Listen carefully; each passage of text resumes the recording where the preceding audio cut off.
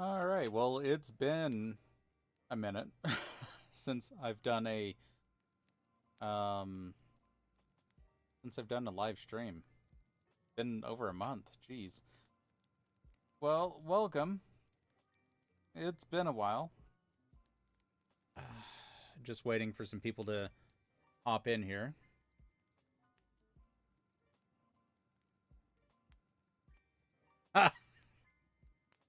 Of course, internet in a nutshell will be here first.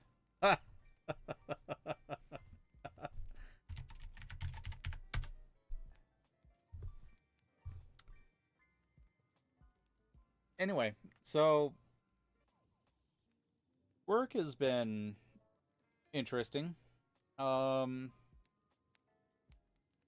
been driving a basically a paper forklift. The machine that I operate grabs 6,000 pound rolls of paper, and I load it into a machine, and I do that all day. Oh, hi Mark. Welcome. So the shifts are from either 5 a.m. to 5 p.m. or 5 p.m. to 5 a.m. So they're 12-hour shifts, and so I work a chunk of them. I'll work 3 days in a row, then have a couple of days off, then work 4 days in a row, then have one day off, and then work 3 days in a row, and then like have a week off. So I don't mind the hours, and I actually kind of like having days where I'm like, well, I'm working these days, so I can't do anything else, which kind of, I don't know, it kind of throws off the whole YouTube thing. Last week I managed to um well, I guess earlier this week? No, last week. Yeah. Last week I was able to kind of get a rhythm down where I could wake up a couple hours before work, pump out a video, go to work, and then wash, rinse, repeat. So I should be able to actually make videos during those weekdays, but when it gets towards the end of the week, when I've been working 12-hour shifts, like forget about it. Like I'll probably go a day or two without making videos, and so that's what's happened. That's the reason why I've gone some days, like 4 days, without making a video. It's not because I don't want to make videos. I do want to make this channel grow and stuff. It's just by the time I look at my computer, I'm like, oh, I'm so tired. And believe it or not, it does. I mean, it takes me about an hour and a half to 2 hours to make a video, and there is, as much as it doesn't seem like it, talking for 10 minutes in a video. There's actually a lot of work that goes involved in it. I you don't know how many times I read a line and I'm like, ah, crap, that didn't sound right, and I have to go back and reread it. So I mean, there is a lot of work that goes into making a 10-minute video, but I'm happy to do it. I love making videos, but just the whole like work week in addition to the videos, like I get off work, I'm like, nope, not even looking at my computer, I'm going to bed. And so I have to get into a rhythm of waking up a little bit earlier. And man, when it's like 2 a.m. and you're like, do I want to make a video before work? I mean, I'm getting close to that 1,000 subs, so I don't know. I'm sure my attitude will change um when when I actually start making money on this videos. Now, when I first start making money at 1,000, I'll probably get like $3 a video. Like it's not like a lot of money, but at least it'll be like some sort of compensation. I can at least say I earned that $3. Hey Kelly, Kelly Loomis, I don't think anyone expects you to make a video after working 12-hour shift, even if we wind up missing it. Oh well, thank you. I well, with those 12-hour shifts, it's more mentally fatiguing than physically fatiguing. So when I get off, I all I do is like I eat and then I go to sleep and then I wake up and go back to work. I don't have much time for myself, but I'm not physically exhausted, just mentally exhausted because there's a lot of juggling and stuff to do with the job. And the way my job is, like if I didn't make videos when I on days I worked, I would go like 5 to 7 days without making a video, and I can't do that. If I want the channel to grow, it's not. I mean, I'm not going to do that. And Mark Lundgren said it's also hard to find the right posts and things to talk about. Um, yeah, I mean, the way I do the videos, how I shuffle between topics. Oh, hey Bridget. Um, but the way I shuffle between topics is good for content because I don't make videos on um like I don't make videos on like the popular ones, like the ones that everyone does, the choosing beggars and stuff, because those get posts all the time.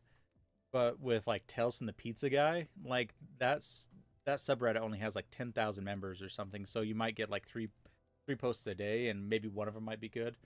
But the way I shuffle between posts, like I might not get back to that topic in 2 or 3 weeks. So by that time, I've got like 10 different stories I could just go through and be like, oh, okay, I've got content. So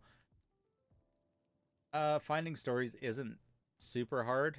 I do have to filter through a lot of them. Like there's a lot of posts where it's just a wall of text, and I'm like, I'm not reading that. I don't care how good the story is. Like just looking at that and trying to like follow along with what they're trying to say, no, forget about it. Also, there are a lot of people that don't know how to type and how to write stories, and so trying to read them, I'm like, oh my goodness, this guy needs a comma. Where are your commas? Like a whole like paragraph is one sentence and stuff, and it's hard for me to read those too. So I do filter through some of the stories, but a lot of the stories I read are pretty good, and I'm able to find something to talk about. Um, but when I do when I do work, I have to go to some topics where I know I can just read a story, make a comment, and then go back to reading another story. Like anti MLM, that one typically has a lot more edits in it because a lot of posts are just screenshots of their phone about someone sending something on Facebook, which is really just equivalent of like maybe a paragraph. And so I'm constantly like going from one story to another story to another story to another story. So those are harder to edit. Honestly, the ones where I sit there and I just talk, those are the easiest to edit because it's just like the story I just uploaded. It's just me talk. Basically, it's 10 minutes of me talking, which is, I mean, it's not really a me. It's not really a Reddit story as much as a KyotoKombat story, but I don't know. Uh, I think personal stories are more valuable than just reading a random story in Reddit, just because I know I'm telling the truth. I know it's an actual story. It's not being embellished because working retail, you don't need to embellish any story. Like, there are just some crazy people out there. Like, embellishing it would be like, and then they pulled out a gun, which no one's gonna pull out a gun. And, well, no one's pulled out a gun on me anyway. Oh, man. Anyway, um, again, just me talking nonstop. Give me 10 seconds.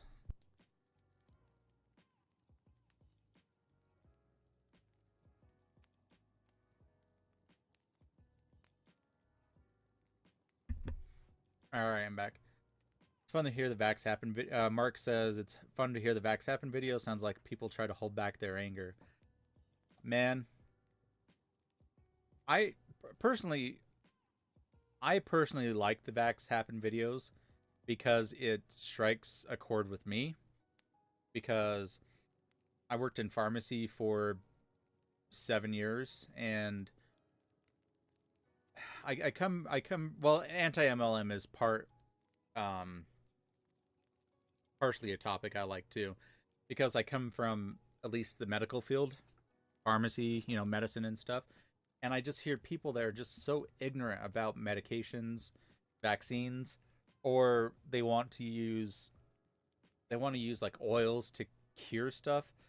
Like, sure, I get it that there's some, sure, there might be some medical benefit from using oils or using herbal supplements because that's how we got a lot of our medications. A lot of our medications are from plants, and you get oils and stuff from plants. So I can see that correlation. But with medicine that's been refined, it's like, okay, you can use this turmeric powder to help you with arthritis. And turmeric powder does actually help you with inflammation, but not as much as something like ibuprofen does because it's been refined, it's been concentrated, it's been specifically designed to do that thing. Where turmeric, I mean, it helps you, but it's not going to be nearly as effective as just taking a couple of Advil. So that's where, at least with the anti-MLM stuff, when they come out and say like, "Oh, use some cinnamon oil on stuff," that's where I get a little angry. It's like, sure, it might help, but there's medication that's actually out there that will be a lot better because scientists have actually formulated a medicine to treat that ailment, not just using some cinnamon oil or whatever. And with the Vax Happen stuff, I don't know. I mean, we're living in the Facebook age where people will read a headline and read the first paragraph of a thumbnail, but they won't actually read into the story. And I think that's where a lot of misinformation happens, where someone will make a claim and then you read into the story and realize, oh, well, this is BS. But no one reads that. No one reads things because it comes down a Facebook or a Twitter post and it takes too much time to click on something and read it. You just read the headline and the caption and be like, oh, I read this on Facebook, so it must be true. And that's where a lot of this misinformation happens, is that a lot of people are on social media a lot, they read a lot of things, and they want to try to be better parents than the next parent. So I don't think a lot of this false medicine stuff is just because people believe in this stuff. I believe people are just trying to show other people how much better of a person, a better of a parent they are than the next parent. It's like, oh, you took your kids to get an immunization. Oh, you're a moron. I read this story and it causes autism. I'm a better parent because I read this story and I know better for my child. I believe that that's 100. Well, I wouldn't say 100%. I believe that's a large portion of what all this anti-vax or this MLM stuff about using all these alternative medicines is that they're trying to show other people how much smarter than they are than the next person. It doesn't have anything to do with them believing in the medicine or doing any research, because obviously if they did research, then they would find out it's all BS. I think it's just them trying to show other people that they're smarter than the next person and be like, oh, well, my little Jimmy used this oil on his hands when he got scared, and you know what? He was able to pull through because placebos aren't a real thing, right? And Kelly Loomis says, even if they read the story, they don't take the time to confirm it. That's true. Just in, what was it? Was it the anti-MLM or the last Vax Happens video I did? I think it was the last Vax Happens video I did where they were talking about how, um, what vaccine was it? The measles vaccine, or one of the vaccines causes eczema in kids. But you read down into the story and you find out it's in.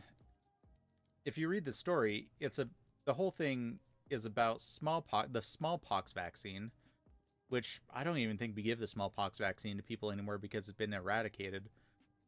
They give the smallpox vaccine to kids with eczema and it causes additional problems. But then they spin it around to make it seem like that vaccines cause eczema, which has absolutely nothing to do with the story that they're spouting out or the evidence. Mark Lundgren says the shots are safe and free here in Denmark, so why not? Well, I mean, no medication is safe. Is 100% completely safe anyway, or immunization. There are some people that die every year from getting the flu shot. There are, I mean, it happens. Just because they have an allergic reaction to it, or something that's unforeseen. Usually it has to do with allergic reactions that no one knew about. But considering that how many thousands of people have died of the flu, I mean, in history, like, how many people would die of getting the flu shot a year? Less than 1,000. It's got to be less than 1,000 people, probably less than 500 people. And how many lives has it saved? Well, I mean, you just got to weigh, um, oh, what's it called? Weigh risks and reward. The risks seem, the reward definitely outweighs the risk. So, yeah, people have been killed by getting immunizations before, but man, it not nearly as often as people have died by not getting it. Mark Lundgren says, same with cars, bikes, and eating. That's true. I would argue that more people have died from choking on food than getting any sort of shot. I mean, that's got to be true, right? I mean, people eat generally 3 times a day. How many people choke to death a day? Well, never mind. Now I'm going to be spouting out facts or numbers I don't know. Just theoretical numbers. But it's true, there's risks with everything. I mean, there's a potential of me having a power surge at my computer here, my computer exploding and killing me. Maybe. I mean, I suppose it's within the realm of possibility. But I'm still going to be on my computer. Man, that was a terrible example.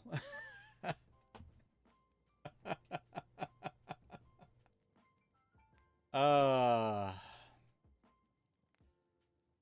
but yeah, it's all about risks and rewards with medications or immunizations and stuff. And parents get scared. They get scared off of nonsense. Hmm. Anyway, how are you guys doing? Anything fun recently? I went camping a couple weeks ago. That was something. But other than that, it's just been work, work, work, work, work. Which is okay, but, you know, the paychecks are fine. Oh, I did just order off his Amazon. I just got it in the mail today.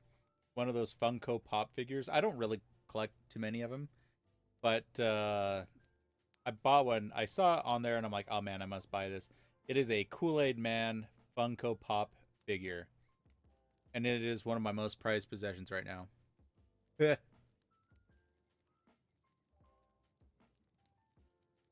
Mark says, 14 hours of work. You were at work for 14 hours. What do you do? Kelly Loomis says, as a parent, I found facts to be a balm to my concerns. That's true.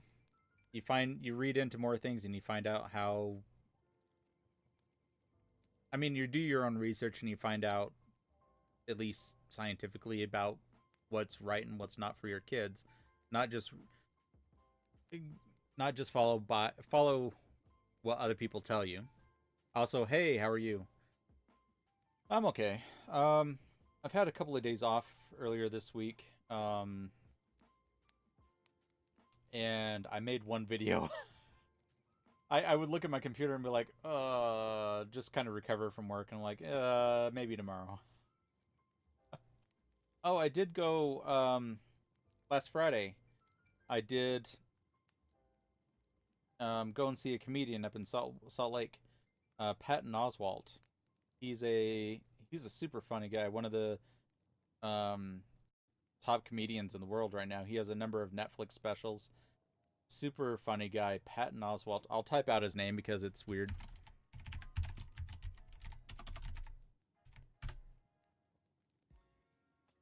Um.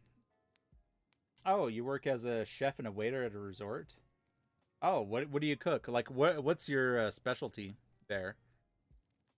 Yeah, Patton Oswalt.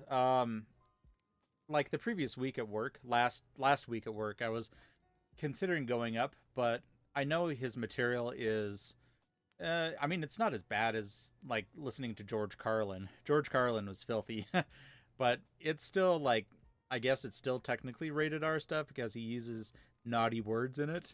Whatever. I don't care. I honestly like, I curse a lot. So when I do these Reddit stories, I have to filter myself because I don't. It's not the whole monetization thing, and like I don't care about that. It's just I know that a lot of people don't care for it, and honestly, it's generally not needed in stories. But anyway, my girlfriend, she's definitely PG-13 or less, so I knew I couldn't take her. So I was considering going up by myself, and I it was Thursday night, and I haven't bought any tickets yet.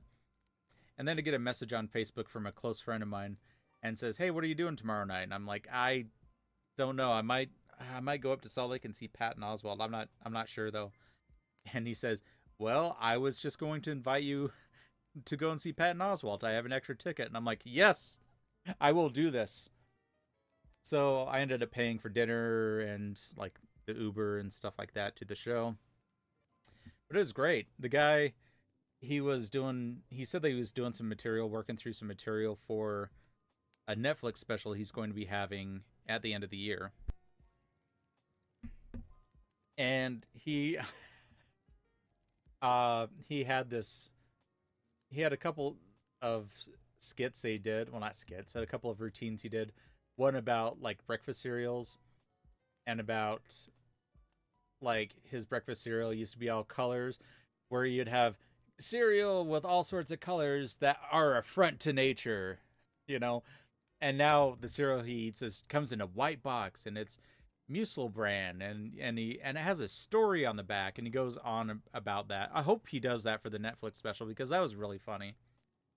Um, he also had another story about there's a restaurant chain here in America. I don't know if they're international. They're probably international. Denny's. Yeah, they're international. Anyway, and he talks about how Denny's you go in. Denny's is fine. Denny's is fine food. It's not great food. It's never a destination. You never say, "Hey, I want to go to Denny's." It's always you end up at Denny's. Like it's the end of the night after a long night of drinking, or you're trying to get away from someone, like trying to run away from people, and you have to hide out at Denny's. And that was another great routine he had. I'm not gonna spoil a lot of it, but I hope he does that one for the Netflix special too, because that one was really funny too. But yeah, Patton Oswalt was a great show. Let's see. Kelly Loomis says, "A curse like a sailor by default. By default, I work with the public as an actor in murder mysteries. Ooh, and it's hard for me to censor my vulgar tongue. Luckily, I can get away from it for some clients." Yeah, you wait. You murder mysteries like theater show type of thing. Like what do you mean by murder mysteries? Is it? Yeah, explain that. Mark Lundgren says he does home cooked salmon and my homemade ice cream. Ooh, wow. What kind of ice cream? Like you're not just talking about like vanilla and chocolate and stuff. Like do you have a specialty flavor that you make? Kelly also says Denny's is better than Waffle House. They don't have Waffle House out here in Utah. I've never been to a Waffle House. Honestly, if I ever go back east, I will go to a Waffle House just to experience it. But really, Denny's is better than Waffle House? Like coincidentally, I just went to a Denny's last night. um and it was kind of like I don't know where else to go for dinner. I was taking my girlfriend out. I'm like, well, we're kind of in an area where they don't really have stuff. They have fast food places like McDonald's and stuff. I'm like, I don't know. What do you want? I don't know. What do you want? Well, I mean, we can go to Denny's. They've got a variety of different things. So we ended up there. And he looked at the menu at Denny's, and I remember them having more varieties of food than they actually had. Like they have their breakfast stuff, which of course Denny's is probably breakfasty, and then they had like burgers, sandwiches, and like skillet stuff. Like I remember them having a wider variety of things, but I don't know. I'm obviously mistaken. Let's see. Wait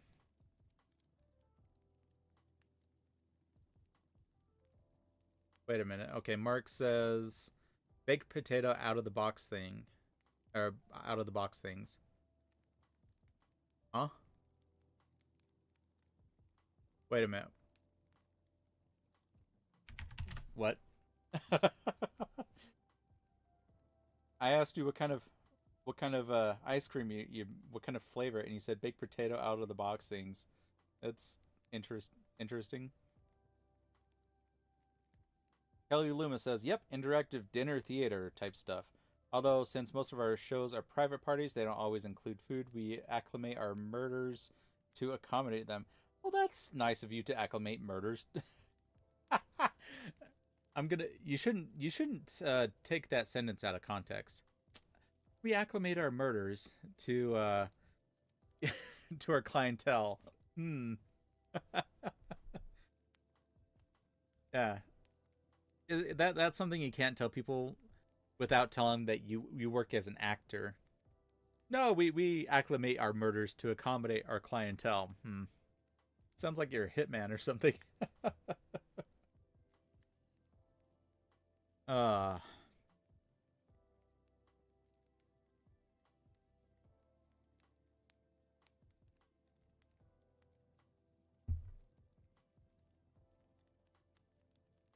Bridget says sweet potato ice cream might not be that bad. And then Mark says baked potato ice. I love playing with flavors. Okay, what the fuck? Baked potato ice cream. I can see sweet potato ice cream like Bridget said, but baked potato ice cream? What do you add like bacon bits in it and stuff like that and chives? Sour cream? That might that would be weird.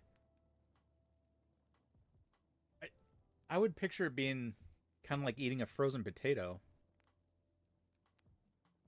Like do you just add potato with like cream and sugar and stuff like that to make it I guess like a sweet potato?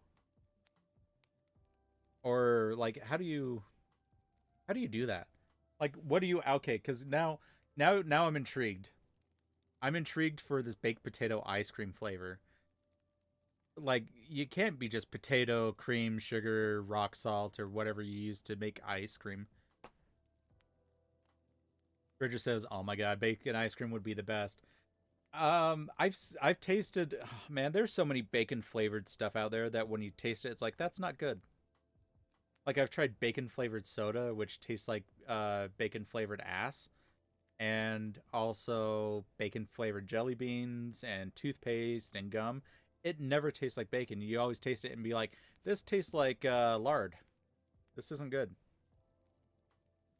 Kelly Loomis says one of my first shows. One of the teams took using the next door app to share clues about the dead body at the freaking golf clubhouse. We had 3 cop cars and an ambulance show up. What? Oh no, man. Jeez. You gotta have some sort. I'm sure that led to the rule of no phones at the murder mystery. Please don't share. Hey, Angel, welcome. Yeah, I know that you live in England, and this is probably like what 1 o'clock in the morning for you. But thanks for coming. It was kind of an impromptu thing. I just got done uploading a video, and then I realized, holy crap, it's been over a month since I've done one of these live streams. Uh, yeah, work has thrown me off. I haven't really adjusted to the schedule. Um, I started to last week, waking up a couple hours before my shift and making videos, so I should be able to make videos a little bit more regularly. But anyway, Angel said, "Yeah, it's almost 1 a.m. and I just got back from work and had dinner. What was for dinner? Was it potato ice cream?" Kelly Loomis says, I legitimately thought I was going to jail. The cops laughed and were relieved there wasn't an actual dead body, but we did make sure to stop the public sharing of clues." Well, that's one thing. Like, That's just like going to a movie and having someone tell you the plot of the movie. It's like a spoiler. Like if you're going to a murder mystery, isn't the fun of the murder mystery solving the murder mystery? Like it would seem like just like having someone tell you the what happened at the end of Endgame, Avengers Endgame before you went and saw the movie. Like you don't want anyone to do that. I absolutely hate people that give out spoilers. I will publicly shame them. Angel says I'm absolutely shattered, so it won't be staying long. Whoa. Angel is Mexican spiced chicken with peppers and mashed beans. Wait, mashed beans like refried beans? Kayla Lima says once you introduce alcohol, all bets are off. I think we've all done some shameful things while we've had the devil's brew. Yeah, Angel said, yeah, refry basically. Wait, refuted basically, but homemade. Oh, refried basically, but homemade. Yep. Okay. Yep. Well, Kelly was just telling us about how. Oh wait, was it? No, it wasn't Kelly. No, it was Mark. Yes, Mark was just saying about how he makes potato ice cream, potato flavored ice cream. So that's interesting. Homemade potato ice cream. But you said you're absolutely shattered. Is that slang for tired or drunk? I don't. I don't know what that means. I I can imply what that means, but I that's slang I'm not used to.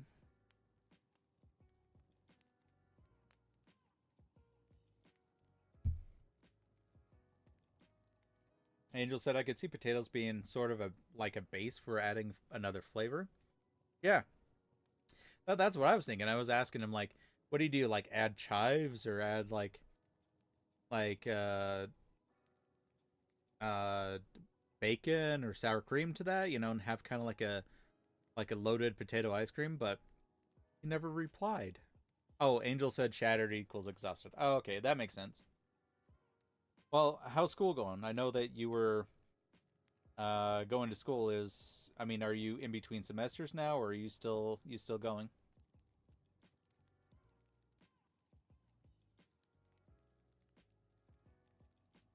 Hmm. Oh, I just uploaded that video and I haven't checked to see how it's doing. Usually, let's see. It has 15 views. Yay. Angel says actually finished about a month ago. Completely done with school now. Oh wait, did you graduate? You said you're going into forensic science or criminal justice, something like that.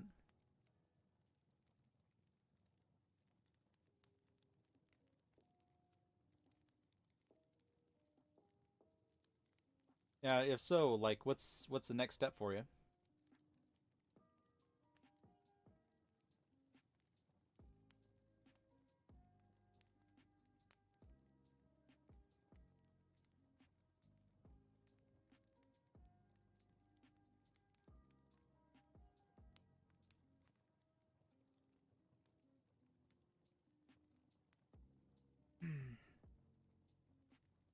Angel said got my grade and everything, but the graduation ceremony isn't until November. Well, let us know when it happens, cause that would be pretty awesome.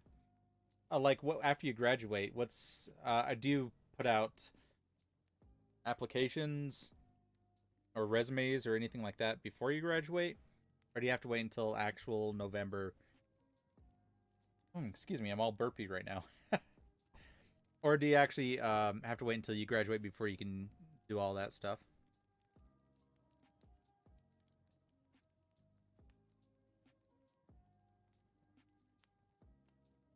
Angel says, well, right now the next step is working full time at a Whole Foods to make money, also job hunting at the same time. Oh man, Whole Foods. No, I mean I'm not laughing at you working at Whole Foods. I'm just laughing at Whole Foods in general. Whole Foods is just a store where you just pay more money for the same stuff.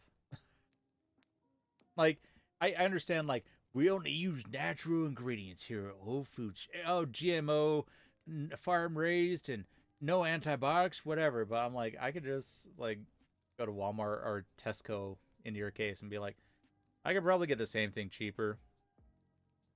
Or do you want your our farm raised hand picked popcorn with use only sesame oil and the essence of nature infused popcorn? It's like, no, I'm okay with just like movie theater popcorn.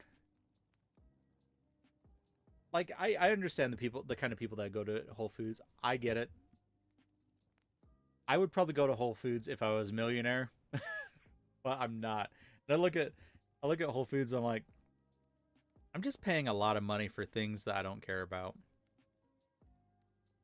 We don't have Pop Tarts here at Whole Foods. We have farm raised natural toaster pastries, brown sugar, equal trade brown sugar toaster pastries. Anyway, let's see. Angel says only need to the grade to apply. The graduation is just ceremony is just a show, really. Oh, okay.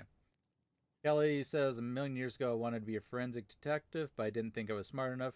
I'm so very remorseful as fake murders and scripted clues are fun, but but less thrilling substitute. Well, I mean, you got a taste of it when you had ambulance and cop car show up.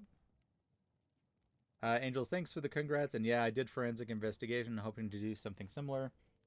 Angel, I'm kind of down for their practices. It's super expensive though, but also I'm getting paid £10, 50 pence at an hour, so I can't complain too much.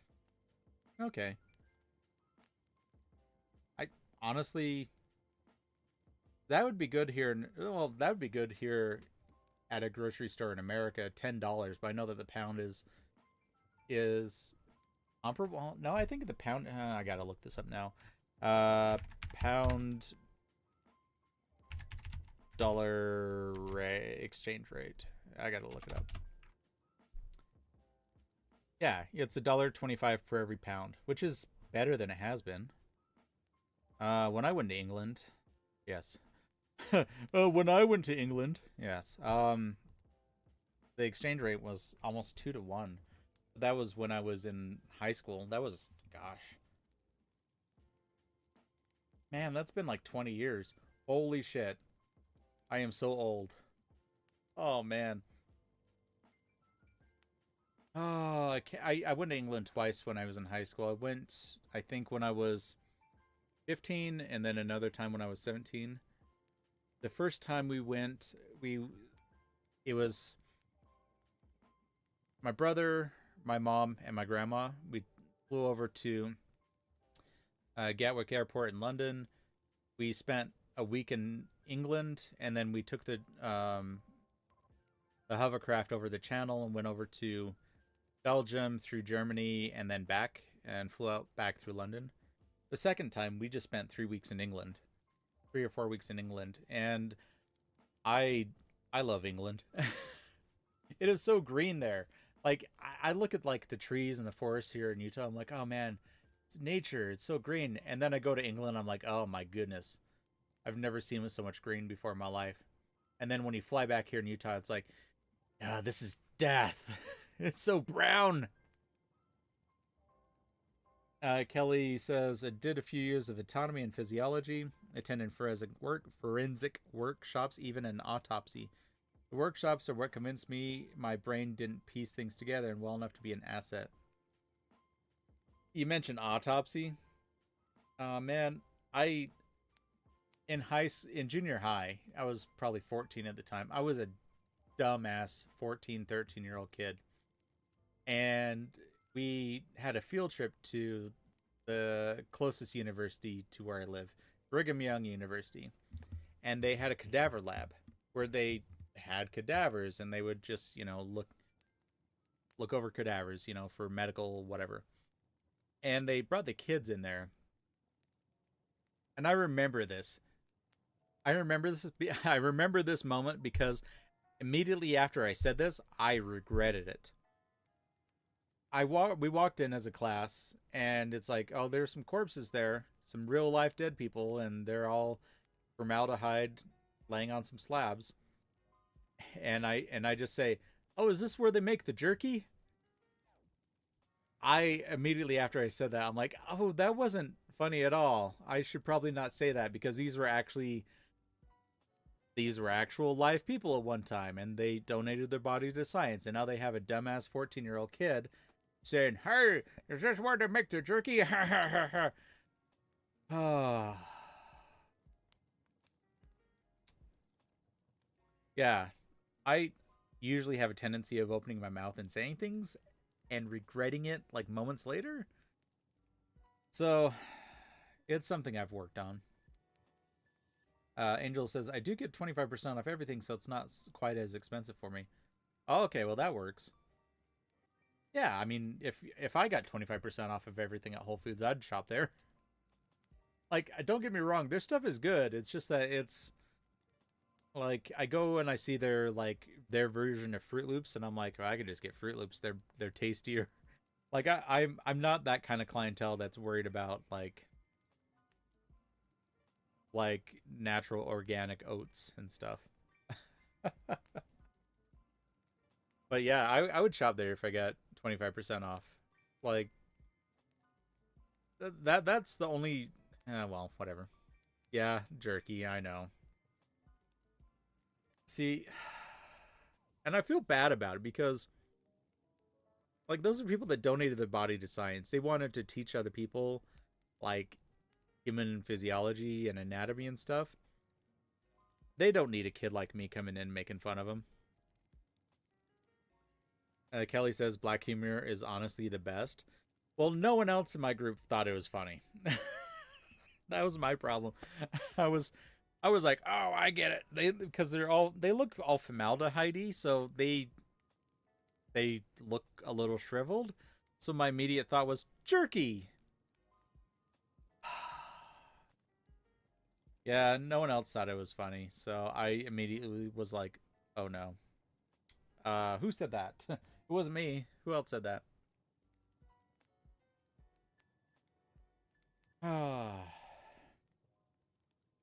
I wanted to be a graphic web designer back when I was a kid.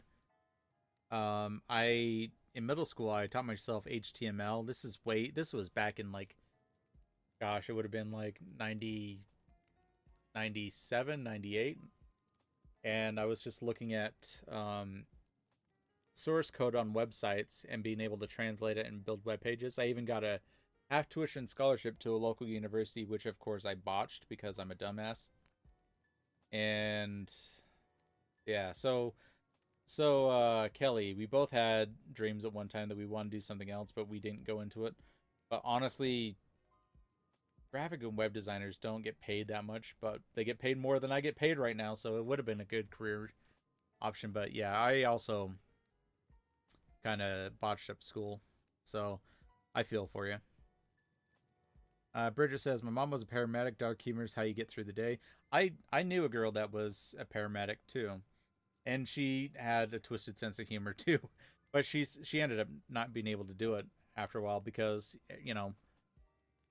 picking up parts of people and stuff like that wasn't it got to her. And honestly, more power to those kind of people. Like I'm okay with seeing blood and gore and stuff like that in movies, but in real life, like I can't handle that.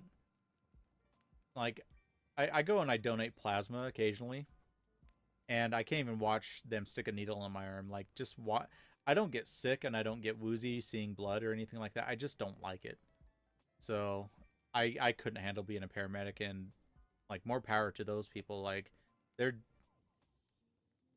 I mean they're doing something that I wouldn't be able to do. Angel said, "Well, if you do forensics, you only specialize in one thing. So, for example, you can be the person that collects the evidence, or you can be the one that compares fingerprints all day, or be the one that analyzes DNA. You would never do more than one of those things." My lecturer said that dark humor uh, is very common at murder scenes as well. Well, any crime scenes really. I can totally Man, I can totally see that. I mean,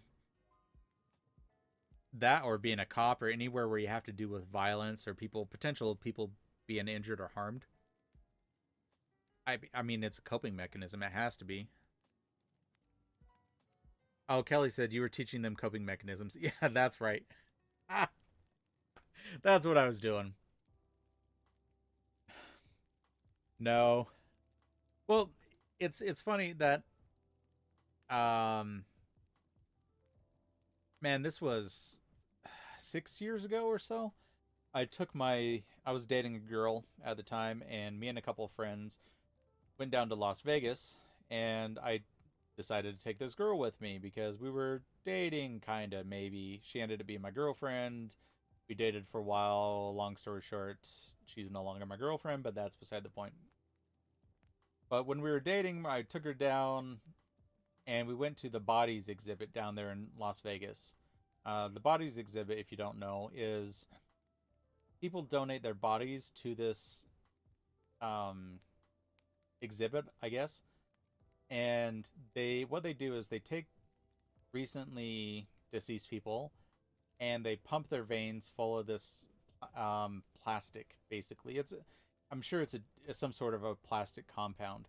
So their veins get filled up with plastic, their organs get filled up, their muscles get filled up with this stuff, and then they dip their body in, I don't know what it is. I think it might be lye or it might be something like that to dissolve the skin, and you're left with basically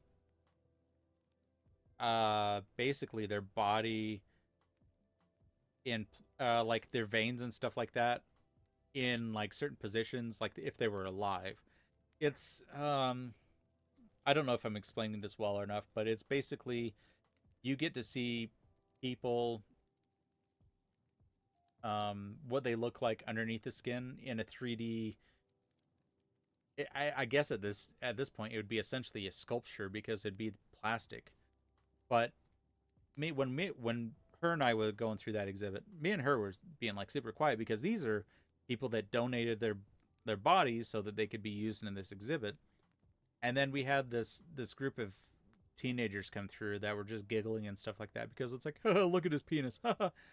um, and and again, it brought me back to remembering that beef jerky comment back when I was in middle school when these kids were laughing at that or at the different people like that. Anyway, sorry. Coping mechanisms. My lecture's dark humor. Bridget said, "Once upon a time, I wanted to be president. President, you don't want that job. No matter what you do, half of the people of the country are not going to like you." Angel said, "I'm fine with other people's blood." Oh. I wanted to be a lawyer before I realized forensics was an option. Kelly says, "I was dating a girl. Cough. Humble brag. Cough." Oh, shut up. Ah. Yeah, because me saying I was dating a girl. You know, one time I touched a boobie. Haha. Take that, you virgins. Yeah, that's me. Kelly said, "I saw the bodies exhibit in New York. So neat." Yeah, it was.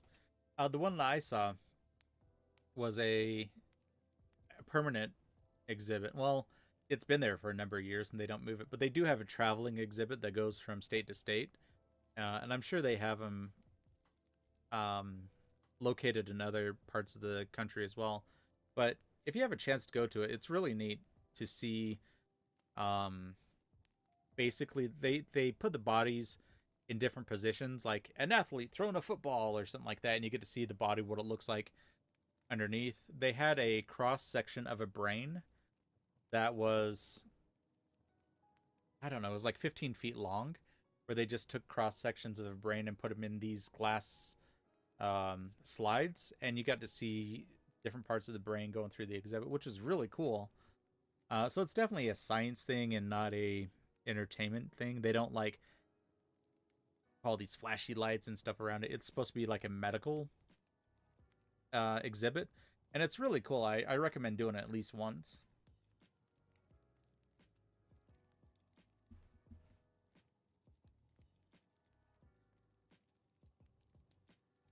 Let's see.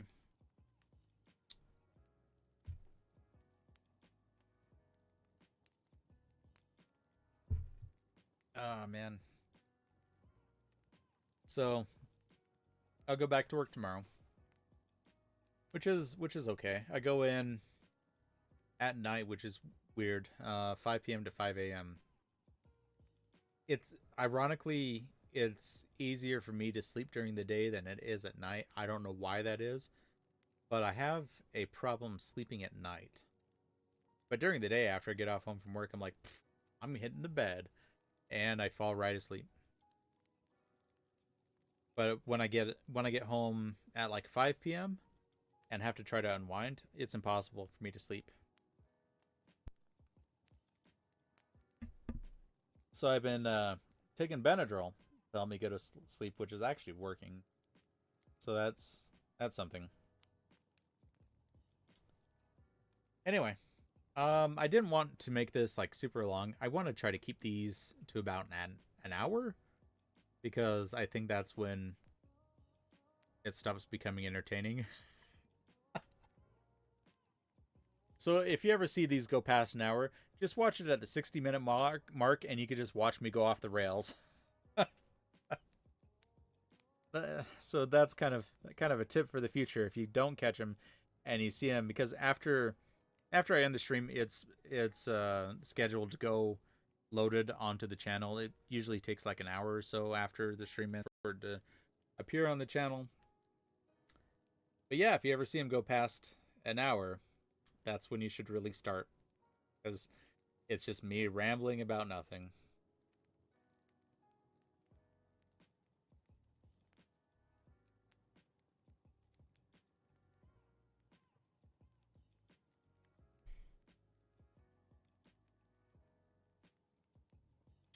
So, anyone else have any questions, comments, anything else before I wrap this thing up?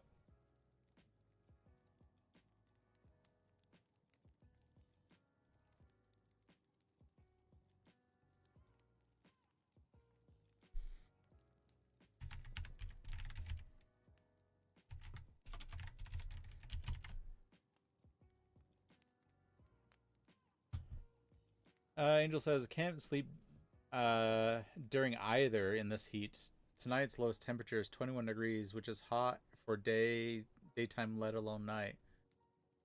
I don't know what Celsius it is here in Utah. Well, it's 90 degrees now, Fahrenheit. I don't know what the...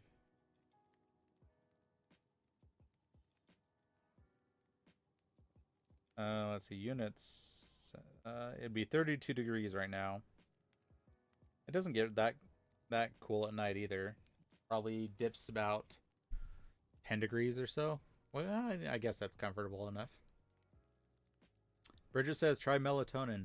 I tried melatonin at one time, and I would have to take, gosh, 10 milligrams, maybe 2 of the 10 milligrams, which isn't recommended, before I'd be able to get to sleep.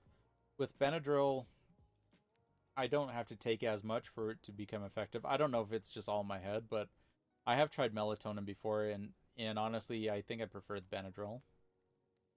Ellie Loomis says, Descent into Madness. Wahahaha. Thanks. What state am I in? I am in Utah. If you don't know where Utah is, it's... You know where California is? Go east about 500 miles. And then there's Utah. The Utah is famous for Mormons. The Utah Jazz, if you follow sports, and Mormons. Yeah. Oh, hiking, outdoorsy stuff, skiing. Yeah. So, that's pretty much Utah. It's really like there's so many. What's cool about Utah? I know you're. Hey, hold on. Yes, Utah is cool in some parts. What's cool about Utah is that you have different, basically biomes in the same state. Like, I could drive half an hour in any direction, and I can get a forest. I can get a lake. I could get like grassland area. I can get desert. I can get like red rock areas, just all within like maybe an hour from home. Like it's a really good place for outdoors people, just because I mean um, a lot of famous rock landmarks are here in Utah. Also skiing. Skiing is really great. So if you like the outdoors, Utah's okay. If you don't like the outdoors, Utah's not for you. Angel said today was 39 during the day. Now that's got to be over 100 or so degrees. Is it also in England? I know you get like rain 3/4 of the year or something like that. Is it also like humid or is it just dry heat?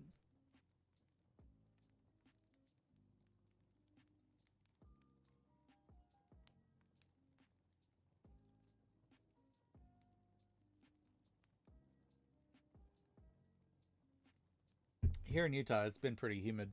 We've had a lot of overcast, but no rain. It threatens to rain. I know I need to wash my car, and then I look outside and I see the sky. I'm like, I don't trust you. Taking my fist at the rain clouds. I don't trust you. As soon as I wash my car, it's gonna rain. It's usually how it happens.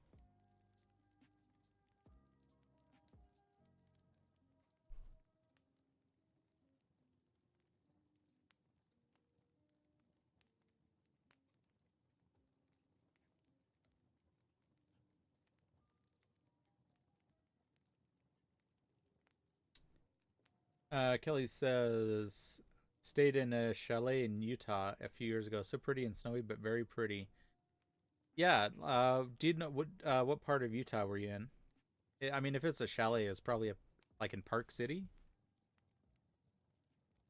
Or I mean, they do have some ski resorts in southern Utah, which is kind of cool. Like you have like red rock areas and snow. Like you can go skiing and then look in the next valley and you see like a desert environment.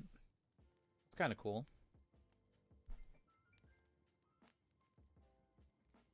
Oh, I guess Utah is also famous for the Sundance Film Festival, which is about I don't know, like a 45-minute drive from home. I've been there up there a couple of times, and honestly, I don't know. I know a lot of people go up there just to like look for celebrities, but I it's just a mess. So many like the road, it's basically a two-way road, and you've got thousands of people congregating into maybe a square mile area that's not designed for that many people. So typically it's a disaster trying to get up there. 30% humidity. Okay, I think that's kind of like where it is right now here. Let me see. Oh, it's a 20% humidity. So, oh my goodness. Okay, so okay, you win. It's hotter where you're at.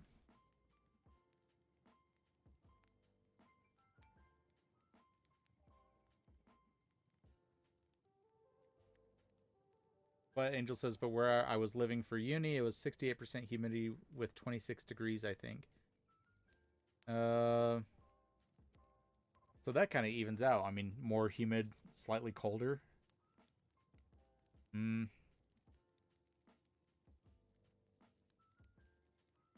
probably. I don't know. Like here in Utah, the weather changes so often. Like we really get two seasons here in Utah. We get summer and winter. Like spring only lasts for like 2 weeks, and fall only really lasts for 2 weeks. Like we get snow like in the middle of October a lot of times, and that's hot usually until around the end of September.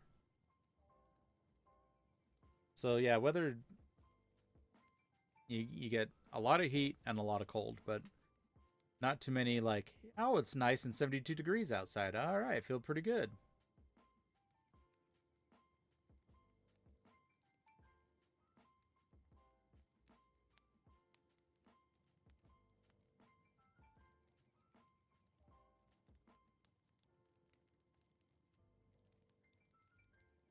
Uh-oh, guys.